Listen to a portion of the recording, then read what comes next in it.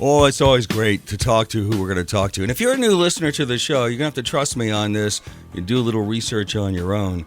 But his name is Brad Steiger. And if you're new to paranormal research or whether you're something, maybe this is new to you, maybe you think it's a little weird and strange, well, it is. All I ask is to hear different sides of a story. You make up your own mind. And Brad Steiger does that. He's been doing it for what, 20, 30 years? Over 177 books he has out, 22 million in print. And his wife, of course, between the two of them, over 177 books. But the newest from both of them, Brad and Sherry Steiger, Real Encounters, Different Dimensions, and Otherworldly Beings. So we're going to be talking about ghosts and restless spirits, haunted places, animal communications. One of his books, Four-Legged Miracles, this came out about a year ago.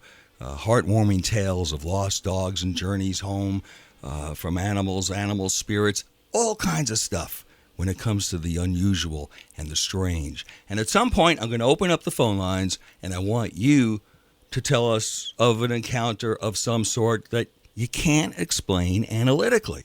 777-1600-336 area code and 800-642-0060. Brad, great to have you back. Oh, great to be back. Great to be back. I've missed you. Yes, it's been a long time, and a long time since we did it live, where we took calls from listeners. And it's interesting because this show, now we have new listeners who are hearing you probably for the first time, and people who have heard you before.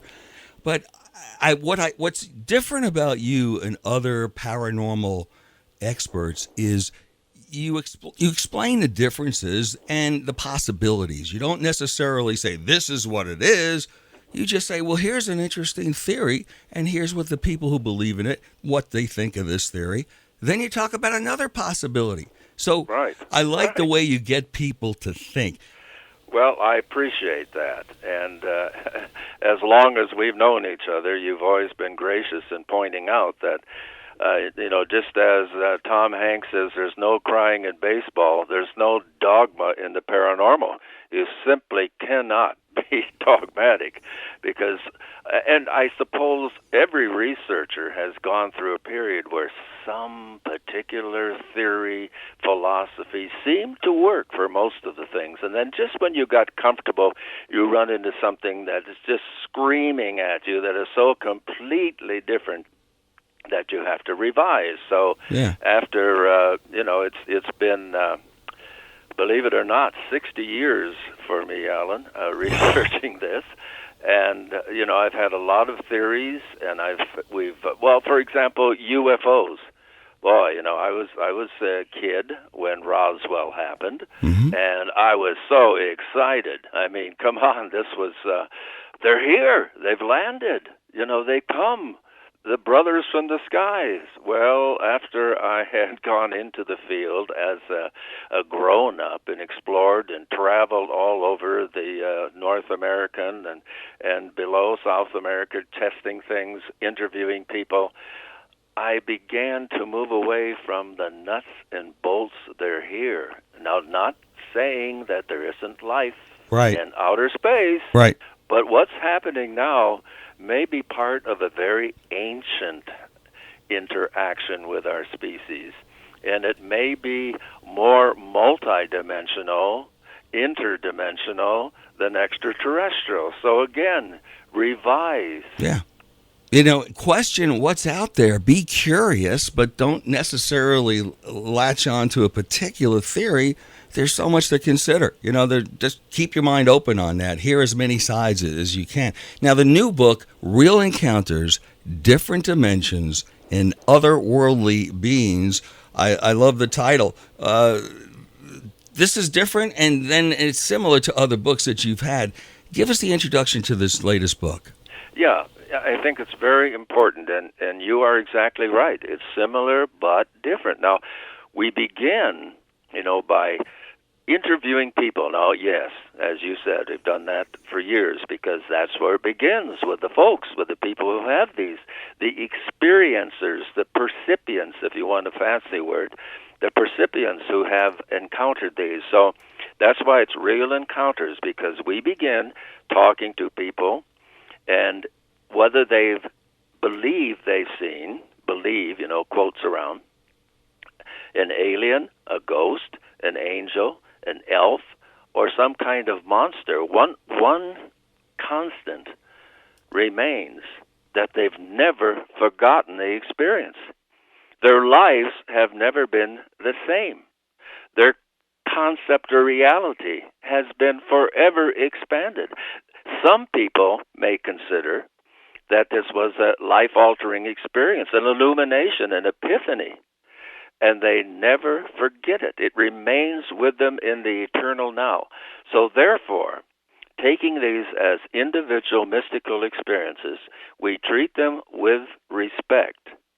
But what we have come to conclude after all these decades of research is that throughout history, it seems, there's been some external intelligence that's been interacting with our species. Now, why? Are they trying to learn more about us? Are they trying to communicate? Are they trying to guide us? So we know that people are having these experiences.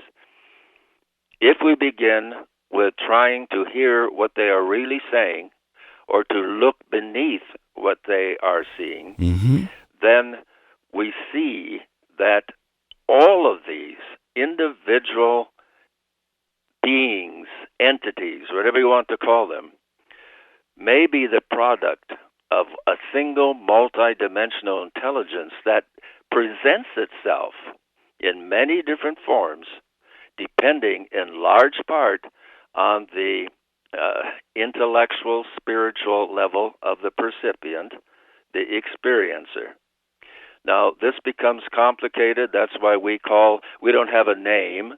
We say the other. We simply say the other. So this book is a collection of dramatic, mind-boggling experience that people have had with the other. And we are going to get into some of those details. This is what's fascinating to me. I've never really had any kind of paranormal experience. I wish I had. I could talk about it.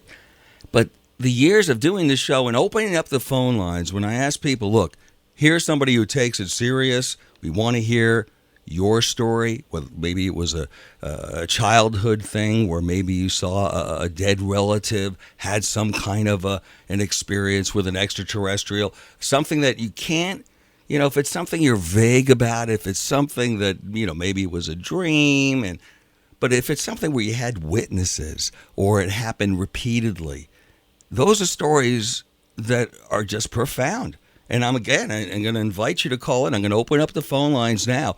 777-1600. 777-1600, area code 336. Just give your first name. We don't have to get that personal, but I'd love to hear your stories. And 800-642-0060. Let's take one of the cases in the book, and let's talk about ghosts, not only because it's close to Halloween, but let's just talk about those reports of seeing ghosts. Is that something that is still happening in the frequency it used to happen in the olden days? Because there's many books about haunted houses. But how about today? Are people still experiencing this? More than ever. Really? More than ever. We've talked a little bit about this before, Alan. We have kind of a double-edged sword for the paranormal investigation field at this point, because there suddenly are just a whole cluster, a whole tribe of ghost-busting, ghost-hunting programs on television. And it seems like anyone who's been studying this field for 2 or 3 years feels that he is an expert. Now, expert, as we said, there really isn't an expert in this field. We are investigating, we're all students of this, but a number of experts are going into old sanitariums and old prisons and old hospitals and walking down halls and saying, "Oh, something brushed against me. Oh, I think I saw something." And people are thrilled by this. Somehow this has really caught the zeitgeist, the spirit of the times. Mm-hmm. It's a kind of diversion and escape. So now we have even more people than ever seeing ghosts, but it's been a consistent phenomena throughout our history. We go back to the writings of the ancient Egyptians, the Greeks, the Romans, and certainly in the Old Testament, the New Testament. We have been seeing ghosts. We have the sense of something within us that survives. And now with, and again, there's a lot of research which has, I can remember when I first read a report on out-of-body experience, near-death experience, which I had at age 11, and Sherry has had a number, and we reveal those in the book. But I hadn't read anything, and there was even though, in the literature, excuse me, now I'm seeing in the Chicago paper. That's true. I'm seeing that a scientist is saying that maybe 30% or more of the population has near-death experiences, dying, quote unquote, and then coming back. So that was just held at arm's length for so long, and now this has become a very important aspect of paranormal research. So we have these two things. We have the popularity of ghost hunting, and then we have more and more people, serious people, medical doctors, scientists, researching the near-death experience. So we have two aspects, certainly, and I know there are many more we could name if we thought for a minute, but those are two aspects that has really encouraged the sighting of ghosts even more than ever before. And more doctors are writing about this. There's another book that just came out about this very issue, so we can add that to the list of things we're going to be talking about. As we push the boundaries of reality, which we do always when we have Brad Steiger with us, his latest book, Real Encounters, Different Dimensions, and Otherworldly Beings, his website, bradandsherry.com. An incredible book, lots of great graphics, and this is a good starter book, I suppose. But some of the titles that he's had out in the past, Mysteries of Time and Space, Project Blue Book, The Rainbow Conspiracy, Dog Miracles. This is a great one, Four-Legged Miracles. And as I mentioned before, we're going to talk about some of those communications with animals and pets that you've had after they've died. That happens often, too. The new book, Real Encounters, Different Dimensions, and Otherworldly Beings. Brad, there's a story about Slender Man. I don't know much about it in your book, but I do know that there's a video game and there's apps by that name. Tell us that story. Yeah, it is. That's a good one to choose, Alan, because that is happening as we speak, so to speak. I asked a good friend, the paranormal pastor, we call him, Robin Swope. I don't know if you made his acquaintance yet, but not you yet. should. Not yet. We'll talk about that later. But anyway, he had been following this as a minister, as a pastor, that kids were coming home just scared to death saying, "I think I saw Slender Man. Slender Man is after me." And they said, "Well, where did you hear about this?" And they'd say, "Well, I heard it on the radio, or I got an email, and there are blog casts, you see now, something we didn't have decades ago even. Mm-hmm. Now, the whole Internet has really pushed the paranormal into sometimes less than solid ways, but it spreads what we call memes, M-E-M-E. These are like viruses of the psyche that spread by people talking about them. No, we go back to the 12th century. People sat around the fireside and talked about, Sean saw a ghost, mm-hmm. and it chased him through the forest. Oh, how did he escape? And then the little children hearing that were certain, that next night a ghost chased them. Well, we've been doing that for centuries, and we have created what we call archetypes of the mind. So there are certain archetypes, and one is the monster, the creature, the evil person who gets children, right? I mean, it's classic. Hansel and Gretel is throughout all time. That's the biggest fear as a kid that you have is the boogeyman when you're a little kid. That's the first thing you learn about. Yeah. Slender Man. Well, that was even better. The boogeyman, Alan. That's the very latest personification of the boogeyman. Is the Slender Man. He's a tall, slender man, and if you see him looking at you from the shadows, you better run home as fast as you can. Well, then people have sent into these podcasts, or they sent emails saying, I saw them. This isn't a joke. I mean, Slender Man is real. So he came from probably the genesis of just an excited psyche, and now he exists the same way we have these other creatures. Now, we must say at the same time, the black-eyed kids, you heard about them? No, not really. Okay, these are this precedes Slender Man by just a bit. Shadow people, you've heard about them? Oh, yes, I have heard about the black-eyed kids, but refresh my memory on that. Okay, well, let's start with shadow people. That was popular maybe 4 years ago. Okay. We have a progression then up to this very minute. So, shadow people, you see out of the corner of your mind. You see the shadow, but it isn't yours. It isn't anything you can see, and the shadow is moving. And maybe you can see eyes kind of glowing in the mist. So shadow people started it. Mm-hmm. Then the black-eyed kids came. The first I heard of it was probably 5 years ago, and I got an email from a young man who said that on a date night, he and his friends, double dating with their girlfriends, wherever they went, they were plagued by these rude and pushy teenagers. But then they looked at them closely, and their eyes were totally black. So wherever they went, I mean, they'd say, how can these kids follow us around? So it went on throughout the night. Wherever they went, they came out of the restaurant or the movie theater. There were these nasty black-eyed teenagers. They go home to one of the girls' apartment, go back to one of the girls' apartment. They're not there but a few minutes, and knock on the door. They open it up, and who should be there but these black-eyed kids saying, can we use your bathroom? Can we use your telephone? Now, this seems to be the code they use. And all the email that Sherry and I have received of people, the black-eyed kids were here.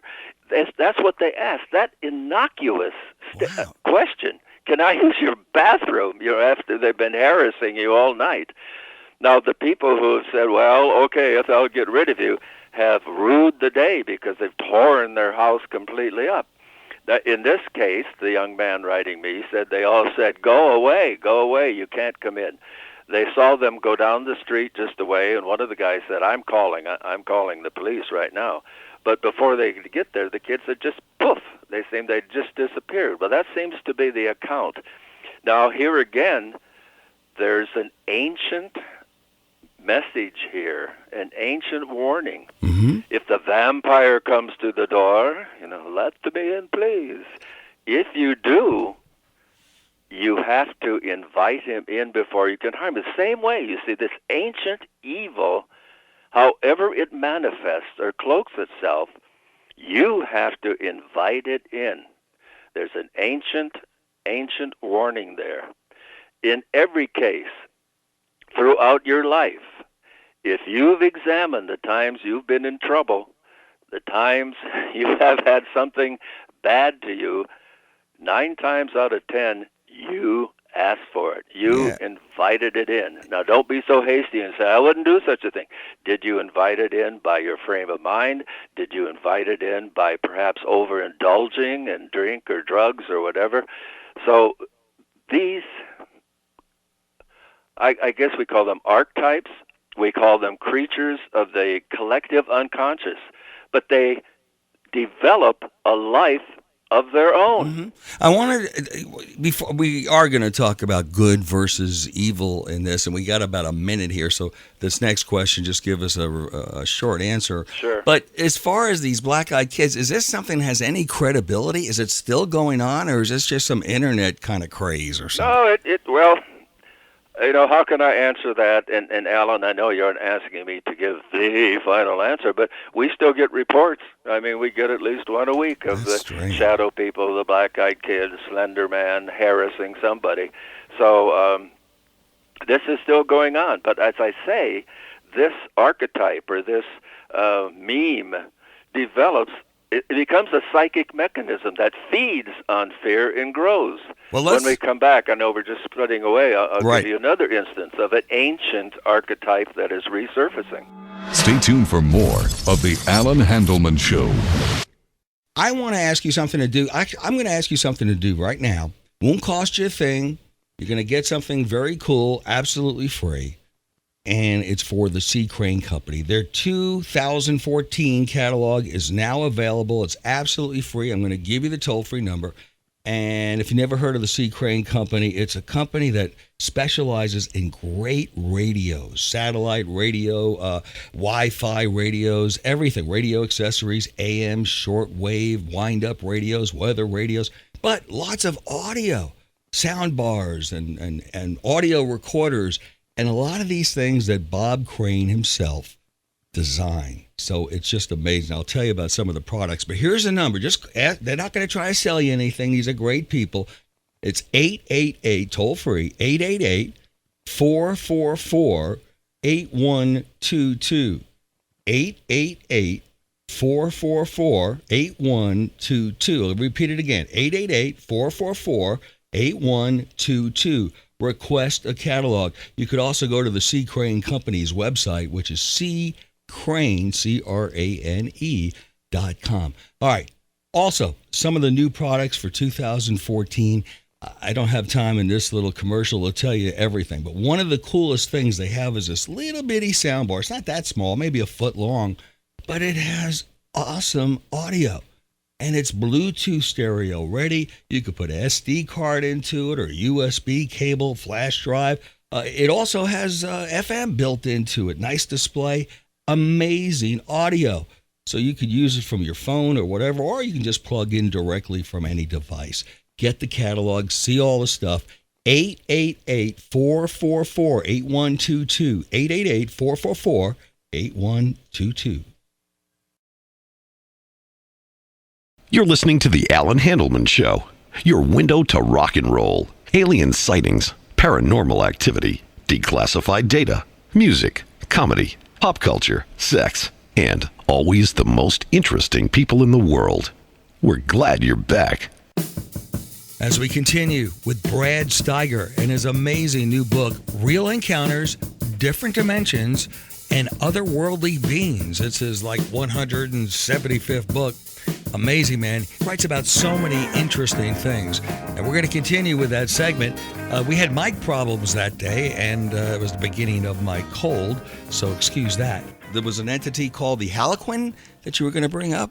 Yeah, this is Jason Offutt, an author who wrote an entire book on the black-eyed kids. Wrote to me not terribly long ago and asked if I had been hearing about instances of the Harlequin pursuing and haunting people. Now, the Harlequin, of course, that you get an image of the jester at King Arthur's court or King Louis's court or whatever you visualize, in the Middle Ages. This was the character, the mask, the Harlequin mask. Some people familiar with that. Millions of people are going to be wearing them at Halloween, the Harlequin mask. And then he had a suit that would be like one side black and the other side white, showing the, the dichotomy of the psyche. Part of it is dark and part of it is positive. Mm-hmm. He then became, in certain plays, like Punch and Judy and so forth, he became an object of menace. He became an object of mystery and terror.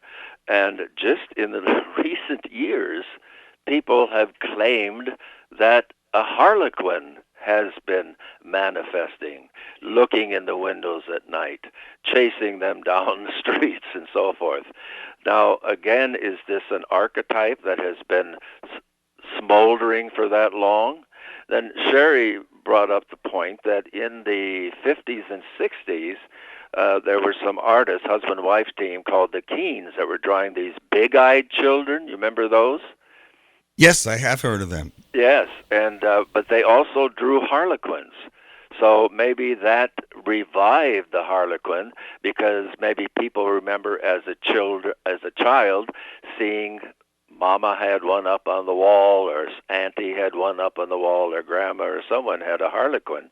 And now as they are reaching teenage years or older, somehow they have seen it. Because, there are so many objects, even dolls, when dolls become haunted, there's hardly anything more spooky than a doll that turns his head and looks with those glass eyes or so forth. So while the little girls and little boys, nothing wrong with that, carry a doll around and comfort it and imitate their mothers, there's also an aspect of that doll late at night when the child is lying in bed, where you look at it and whoop, did that doll just turn his head? Whoop, did that doll just wink at me? We saw how Spielberg used this to great advantage in Poltergeist, the little boy with the clown. And clown, okay, there we go. I can't imagine this, but I meet every day and hear every day from people who are terrified of clowns. Oh, yeah. Oh, yeah.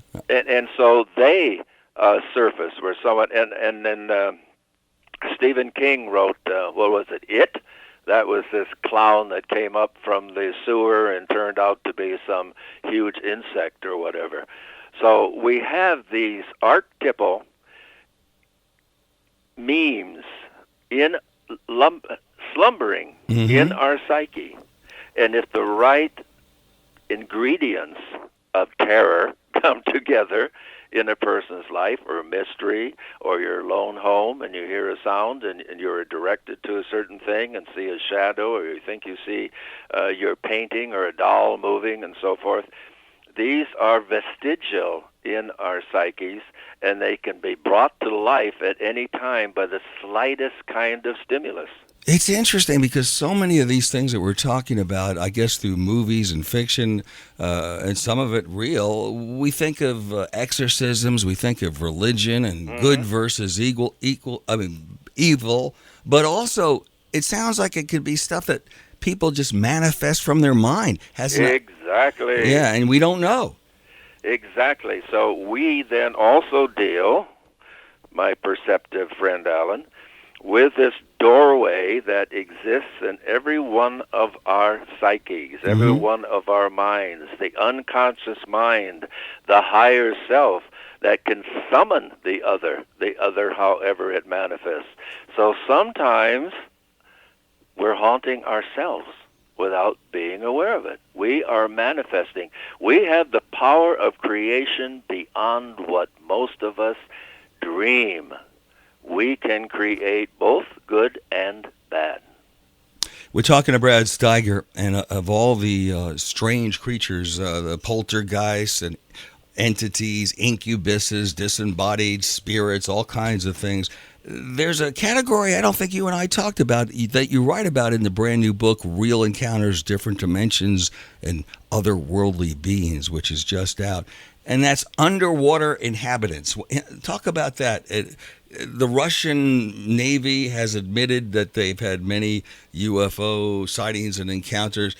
Talk about some of these underwater creatures. I find that fascinating. And again, let's just step back. We've been talking about mermaids for centuries. We've had delightful movies, Mr. Peabody and the Mermaid, and the one with, what was it, the Splash or whatever, with Tom Hanks. Right. Yeah. And this is and then we have the whole Irish tradition of the mermaid that can come in if it falls in love with the human. So we've dealt with this in the classic sense. We, of course, have Homer's Odyssey, where the sirens sing to sailors and lure them to crash. And we have had this as a part of our classic archetypal meme. But now the idea that there could actually be cities or bases under the ocean. Now, many people who study these things objectively, if we were to receive extraterrestrial visitors, have said that the perfect place for their bases would be in the deepest part of the oceans. We haven't begun to touch the ocean. We don't even know a portion of the life forms that exist in our ocean. Our deepest diving bells and bathyspheres and submarines have not gone as deep as those deep trenches. So if you saw the movie, what was it? I just had it. I'll think of it in a minute. But they dealt with underwater base and did it very well. So what we have now, and this is interesting, Sherry and I got a call from a Russian television station a few months ago. Can you get over here right away and talk about the creatures under the sea? We said, well, it's a little difficult just to jump on a plane and fly to Moscow and talk about these things, but we sent them some material that could be read. But a number of Russian sailors on a training mission and going to one of their deep lakes, began, as they would dive, sighting other divers, but they weren't part of the training squad. And they would see that did they have helmets on or didn't they? Or they seemed to be breathing, and then they kind of lured them, just as the mermaids did, to go deeper and deeper, where the Russian, I suppose they're like our SEALs, comparable to our SEALs. Navy SEALs, yeah. Went deeper and deeper until they realized when they began to surface, they would get the bends. And some of them got up only in time. Some were in the hospital for weeks, and some nearly died because these other divers lured them to go deeper and deeper, didn't harm them. Well, then there's another case that we got on the sea right off Russia, on the side facing Korea. They were diving, and also a fisherman, a Russian fisherman, reported seeing human creatures under the water. Is this in recent history too? Yeah. Oh, okay. Wow. So we have those in the book for people to explore. We find them fascinating because there's something down beneath the ocean, the kingdom by the sea, Atlantis. I mean, all of these things talk about disappearing in the sea, and then we know, where did we come from? Where did all life on Earth come from? I was mentioning that powerful electromagnetic thing off of Long Island. I want to talk about that. And something I've never heard about in any of your books, something called a sky critter. And somebody by the name of Trevor Constable has, you talk about him in your book. But talk about that electromagnetic deal off of Long Island. Yeah, we could have had a dozen there, but we chose this, Allan, because of the credibility of the people involved, which, you have to consider that. Absolutely. In many cases. This was October 24th, 1965, and this was an auxiliary sloop, but it was captained by, it was off Milford, Connecticut, and Long Island Sound. It was skippered by Alfred Stanford, a retired U.S. Navy captain, and aboard as his guest was the famous explorer, Dr. Paul Sheldon, holder of the Cruising Club's Blue Water Medal. So if two men should know all there is, quote unquote, it should be two men of their caliber, wouldn't you say? Yeah.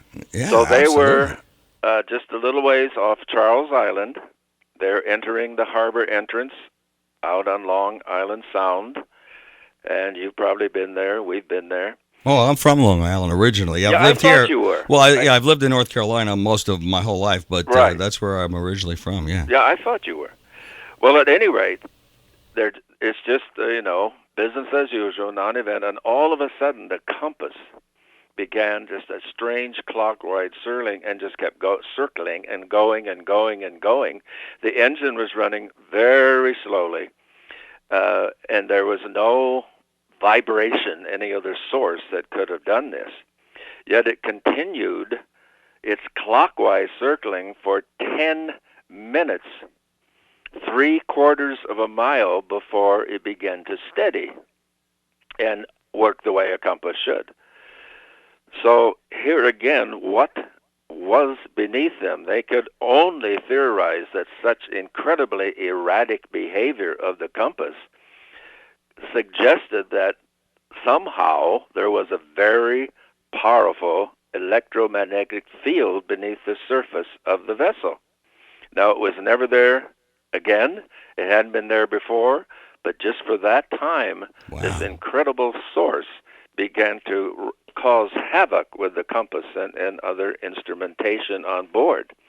Now, we have many, many vessels who have had that experience where something incredibly powerful is under them. And we have instances of unidentified submarines, unidentified submersibles, and it intrigues that part of the imagination that wants to believe in the other, being not just metaphysical, not just spiritual, not just multidimensional, but also real, physical beings that one day we might encounter. And we have another. We have people driving along the shoreline and seeing craft land. Now, again, Americans are inquisitive, and we don't fear technology. So it happened to be two cars seeing them. They weren't friends, they were strangers, but they happened to see this. They walked out, and here are these men in a uniform that they didn't identify, and were speaking in a language that they didn't identify. And then there were language that they did, like German and French, and then finally these entities began to speak English. Like they finally said, "Oh, we're in the US of A in California."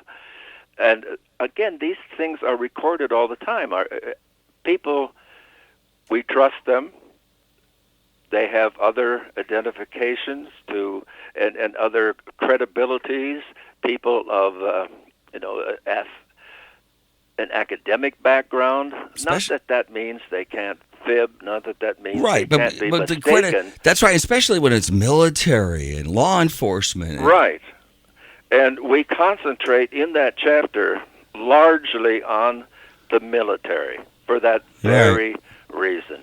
Now, the sky critter, is this a one-time incident? What is this just so? Because I never heard of this. This is another, I guess it's Trevor Constable you write about in the book. What's that all about? Well, Trevor Constable is really a remarkable figure. He's a Brit. He was a war hero in the Blitz of London. He has written one of the definitive books of British aeronautical history, and I met him some years ago, and we've remained friends, and he's just a fascinating fellow. So he felt, and well, I've had another friend too that I have included in this chapter, believe that many of the UFOs are living creatures. The craft themselves? Themselves. Jeez. A friend, and he was my mentor when I was a young man, Fay Clark. He and his wife saw a UFO, but then as if the UFO saw them also, and suddenly began to spew out a cloud surrounding it. So for anyone looking by, they say, "Oh, look at that nice big fluffy cloud." But it was the UFO that created it and then took off, and he felt that it was breathing. He felt that it was alive. Well, Trevor James Constable took a large number of photographs, and he says, that it's well, he was very much into Wilhelm Reich, if you know, with the the energy that we all possess and so forth. So he feels the Earth itself has a projection of energy, and that these creatures feed off that. They feed off the emanation. So it's just another theory for people to consider, that in many cases they're critters. In other words, just as at the bottom of the sea, we haven't got to the bottom yet, but as deep as we can go, almost all the creatures there seem to have a source of self-illumination, right? Yes, they glow. They're in total darkness. They've never seen the sun, but they're glowing. They're providing their own light. So he's saying the same situation that with our atmosphere. At the lower levels, there are living creatures that exist on energy of some sort that's emanating all the time from our planet. Stay tuned for more of The Allan Handelman Show. Hi, this is Leo Laporte, the tech guy, and whenever I want to have fun and rock out, it's Allan Handelman for me. The strange, the unusual, pushing the boundaries of reality. We seem to do that a lot during Halloween. In fact, Brad Steiger and I go back, 20 years or more of radio shows around this time of the year, because he writes about this stuff. And he writes about conspiracies. I'll give you some of the titles of past books just to give you an idea. Real Ghosts, Restless Spirits and Haunted Places, a great book called The Werewolf Book, Mysteries of Time and Space, Project Blue Book, The Rainbow Conspiracy, Four-Legged Miracles, Heartwarming Tales of Lost Dogs, and The Journey Home. That came out about a year ago. The new one, Real Encounters, Different Dimensions, and Otherworldly Beings. It's Brad Steiger. Before we get into evil versus good and religious aspects of that, I mentioned the Palladians and the person I interviewed who communicates with these aliens supposedly. Is there any credibility there? Is there any information you might have on that? Well, I became fascinated by what we call the Contactees, those who claim contact and messages. And it's been pretty consistent since I did a first collection in 1967, I think, was my first book on contactees. Mm-hmm. And the information, very often, the Pleiades are a very popular source. The Pleiades are those, they're called the twins. They're in the sky, and it's a group of stars, Alan. And so they feel that an association somehow, when you look in the sky, people, I guess, for untold centuries have that. And basically the message is that there are major changes coming. There's an opportunity for the human race to evolve to its next level, its next step. And that's the essence of the message, and has been for countless decades now, so to speak, going back to, again, the early time. Mediums, it's not generally known, my friend, but they were talking to extraterrestrials at the time of the Civil War. Did you know that? No, but I'm not surprised, and that's the problem. These aliens never come. Like they, remember Ruth Norman? I guess she's in a different category, but not really. Really? Because they never come. I mean, she predicted they would land at a certain time. The problem is, yes, she may be a medium, but there comes a point we got to see some action.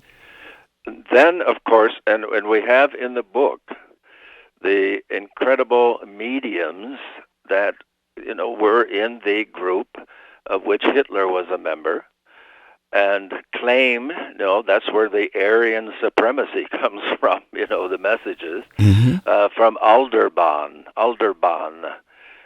which had Aryans, and the Aryans now were coming, and so Hitler and the Nazis felt they were doing the German people a favor, by putting certain stripes on their back and eliminating one of the most creative aspects of their population in the concentration camps. That was getting ready for the elder band. So certainly that wasn't doing the earth a favor with that channeling. And that group is starting up again, and it's this time focused in Italy. And interestingly, Alan, this time it's all female. This time it's Really? an only female group. Interesting. Interesting. All these things, there's so many things to explore that just hold our fascination. And I know you've always been so good and so open, about allowing us to air some of these things, because we do get feedback, or we have in the past, from your wonderful audience. We've received a great deal of emails. Oh, It's it's amazing. And you can contact Brad and Sherry from the website, bradandsherry.com, bradandsherry.com. This is the first time this audience, much of this audience, is hearing you and digesting this, because they're not used to necessarily, I think, this subject being on in the afternoon, and they're trying to feel things out. And that's what I think is so great about having a guest like Brad Steiger, because he's not telling you what to believe. He's not saying, I'm in contact with a particular race. He explores it and tries to find some rational explanation and lets you make up your own mind. So let me just conclude, Alan, by saying that the contactees, many of them, because we've spent so much time over, starting in the late 50s, I mean, that's a long time, been communicating with them. The message is usually the same, and it's that they can't land until we do such and such, or we respect them in some way. But it's basically the message that we have to get our act together on Earth, and we have to prepare ourselves for this major step in our evolution. And many people, both scientists and lay people, feel that we are going to undergo great changes. So look at what we're dealing with now. Our 2-year-old granddaughter amazed us the other night by taking out the computer, and I thought she was just making motions with it. But our son-in-law pointed out, no, she's working it, she's finding her topics and so forth. 2 years old, and other parents speak about the same kind of thing. We are undergoing some kind of evolutionary leap. Will it be good? Will it be bad? But the contactees speak primarily of the spiritual aspect of humankind, and the Pleiades have always been very popular source to provide this.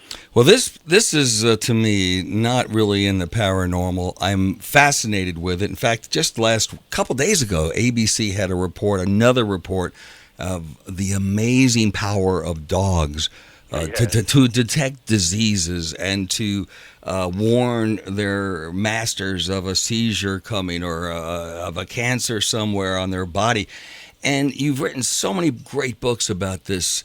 And I don't think it's paranormal, but I do think there's something extraordinary going on with humans, especially dogs, even after death, after dogs have died. So give us an introduction to that, and we get into some specifics after the break. We got about 3 minutes, so don't rush. Okay, well, we always send you whenever we see something about dogs. Yes, you do.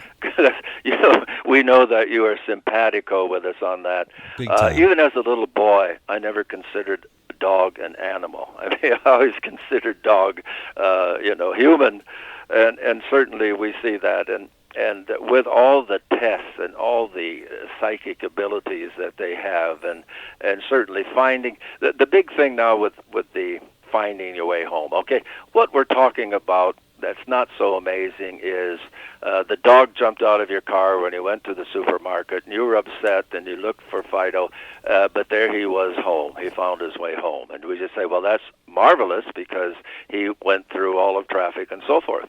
But what we're talking about are cases like where the people have moved across country, maybe 6 states. The dog has never been there. Right. They lose the dog, but the dog finds its way to their new home. That's amazing. Now, how could it do that? How could it do that? There has to be a universal mind of which we partake, and the dog seems to take it for granted. And the incredible. Now, we know there is an incredible sense of smell. We know that they are able to tune into perhaps waves, electromagnetic waves that we can't. But it's more than that. The dog didn't even know the name.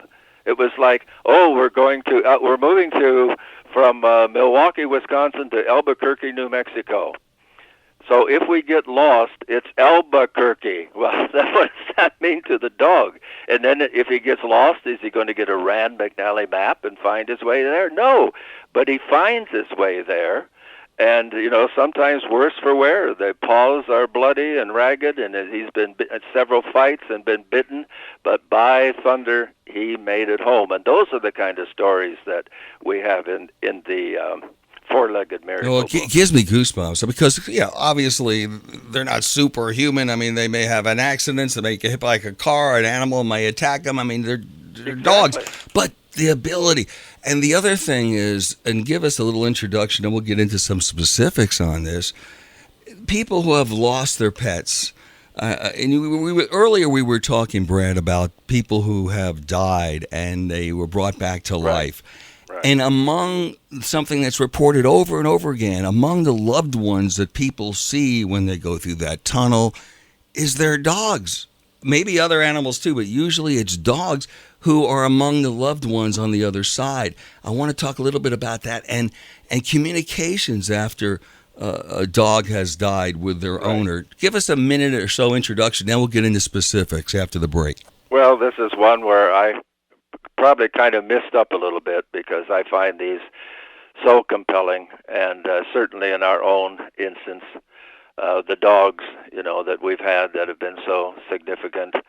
And every once in a while, people can click their tongues if they want to, but we certainly feel the presence of Moses, and we feel the presence of Queenie, and we feel those, and sometimes I feel we get glimpses. And you can put that, people listening can put that in any category they want. But we do believe. I mean, does a dog have a soul? Oh, heavens no. We are the supreme beings of the Almighty.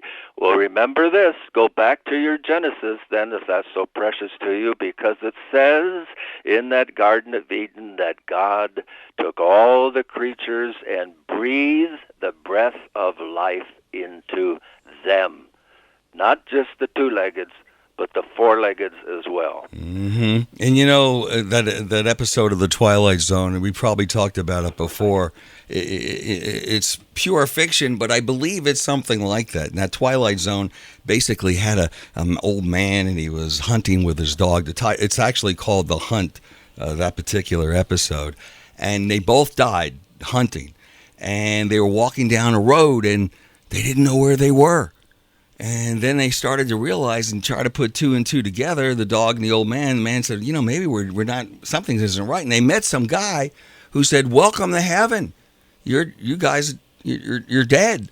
But we're here. I'm St. Peter. Welcome to heaven. And he was trying to get him to come into heaven. But he said, no, you can't bring your dog. Oh, no, dogs aren't allowed in heaven. And the old man said, well, if I can't bring my dog, I'm not going. And so the dog was growling at this guy. So they decided, or the old man decided, well, if heaven's not going to have dogs, forget it. I don't want to go. And he kept walking down the road. And then another guy, a little bit down the road, comes up to him and he says, hello, Mr. So-and-so. I want to welcome you to heaven. And he said, well, like I told the other guy down the road, I'm not going to go into any place that won't let me have my dog. And the dog, is there. And he said, oh, man, did you talk to that guy down the road? He said, yeah. He said, well, that wasn't heaven. That was hell. And they don't want dogs in hell because dogs would warn you. Now, it was just fiction. But I think that's what we hope. It's a great story. We have to recognize that we may not have survived as a species, Alan, if it wouldn't been for our partnership with the canine. Oh, that's right. The whole culture. 175,000 years ago, we established a partnership, and it hasn't varied. It is what kept us alive. We based our entire communal on the wolf pack, the one man and one woman, one mate for each. That's the wolf code. That's right. The whole pack code that became part, and even the Constitution was based on what the Iroquois Confederacy had, which again is in turn based on the wolf pack. Yeah, the Native American wolf is the great teacher. And for every tribe in every European nation and elsewhere, wolf canine has been the creature, the companion that has kept us alive.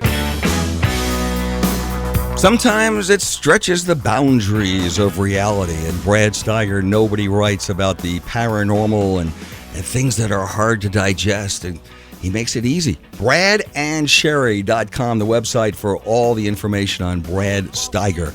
His latest book, Real Encounters, Different Dimensions, and Otherworldly Beings. And we're talking to Brad Steiger. Another interesting part of the book that we didn't have a chance to explore, somebody by the name of Sean Castile and his Castile, yeah, and his personal story. I don't think we got to that. No, and this is, we're talking about the Pleiades, we're talking about the Contactees. So here's another type of contact. Sean, I've come to know him quite well over the years. He's very conventionally religious, and he has written a number of books now. He's become active in the UFO field, and this is what got him interested. He was a college student in the Southwest, and he was also trying to make it with a little rock band. And a new member was going to come over to his apartment, and the other guys in the band were already there. And they were expecting a fiddle player. So the door opened at a particular time, and in came a guy with dark glasses and hat pulled down, and coat kind of slouched over. Just to pace yourself, we got about 3 minutes. Okay. At any rate, he then took off his dark glasses and looked in Sean's eyes, and Sean knew nothing after that. He thought he was drifting. He didn't know where he was. He found out later that it wasn't a fiddle player. They didn't know who it was. In fact, the others claimed they didn't even see anyone else. But they found Sean out wandering in the backyard, talking kind of a gibber. And, who was it? Well, the fiddle player, no one else saw him. Mm-hmm. Well, from that time on, Sean would begin to get messages that would guide him, messages that would both confuse and enrich him. And then he began to sight UFOs. He began to see UFOs in the sky here and there, and then he would get messages. Now, he did not become a full-fledged contactee, channeling messages and sharing those messages from the Space Brothers, as they're called, but he did become then a very prominent UFO researcher. He's always been in this. Now, he takes it, again, from a little bit of a religious aspect, that the signs in the sky could be part of the coming Armageddon, could be part of the coming change or judgment or whatever. And that's many people, we should have pointed that out, Alan, that many people put the UFO phenomena completely into a religious context. Yes, I do. And it's interesting. Sometimes they say it's the devil playing tricks with you. Right. But sometimes, like you say, in this particular case, they say it's angelic, and it's a positive sign that they're coming. God's coming. Right, and a quick dog story for the survival after death, very quickly. Very quick, got about 1 minute. Okay, well, a friend of ours has what our dog Hans is, one of these hypnoallergenic, they don't shed, and after the dog passed, he was sleeping, and he felt something jump up. Because he was dreaming, he thought it was his dog. He wasn't realizing that the dog was no longer with him. But when he awakened, he had dog hairs under his fingernails. And he took them to a laboratory, and again, they verified that it was hairs from that particular breed of dog. So that, I think... and he went to bed without those hairs there? Yeah. Wow. He was sleeping and probably thinking, I miss my dog so much. Well, I'll tell you what, Brad, we're completely out of time. Brad Steiger, it's bradandsherry.com. The book is called Real Encounters. Have a great weekend, everybody. So long, Alan Handelman, in North Carolina. That's all, folks.